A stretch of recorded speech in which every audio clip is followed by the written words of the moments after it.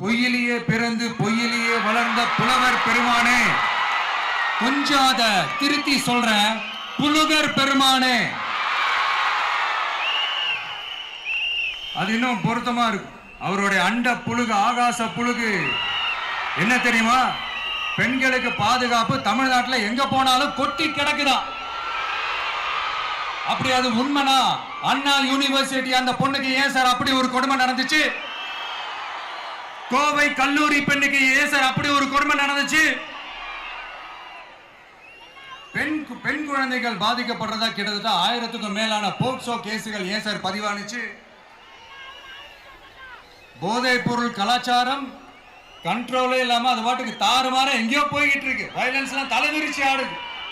அதுக்கு ஒரு recent example அந்த ரயில்வே ஸ்டேஷன்ல அந்த சிறுவர்கள் எல்லாரும் சேர்ந்து செஞ்ச அந்த சம்பவம். சட்டம் ஒழுங்கு சரியா இருந்தா ஏன் சார் இப்படி எல்லாம் நடக்குது? சட்டம் ஒழுங்கு சரியா இருக்கணும்னா முதல்ல தமிழ்நாட்டுக்கு ஒரு டிஜிபி வேணும் சார். எங்க சார் போனார் அவரு? எங்க அவரு? சும்மா இந்த ஆக்டிங் ஆபீசரை வச்சுக்கிட்டு அரசாங்கத்தை நடத்துனீங்கன்னா இப்படிதான் சட்டம் ஒழுங்கு சந்தி சிரிக்கும். முதல்ல தமிழ்நாட்டுக்கு ஒரு டிஜிபியை போடுங்க சார். அதுக்கப்புறமாச்சும் சட்டம் ஒழுங்கு சரியாகுதான்னு பார்ப்போம்.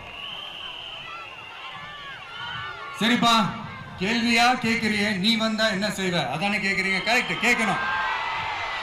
மக்களோட அடிப்படை தேவைகளை தீர்க்கிறது தான் நம்மளுடைய ஃபர்ஸ்ட் வேலையே. அதை தீர்க்கிறதுக்கான அந்த தேடி போறது, அதோட சொல்யூஷனை தேடி போறது தான் நம்மளுடைய ஃபர்ஸ்ட் அஜெண்டாவே. கொஞ்சம் வெயிட் பண்ணுங்க, தேர்தல் அறிக்கை ரெடி ஆயிட்டு இருக்கு. தெளிவான ஒரு தேர்தல் அறிக்கையாவது வரும். என்ன நம்புற உங்களை நான் டிசப்பாயிண்ட் பண்ணவே மாட்டேன்.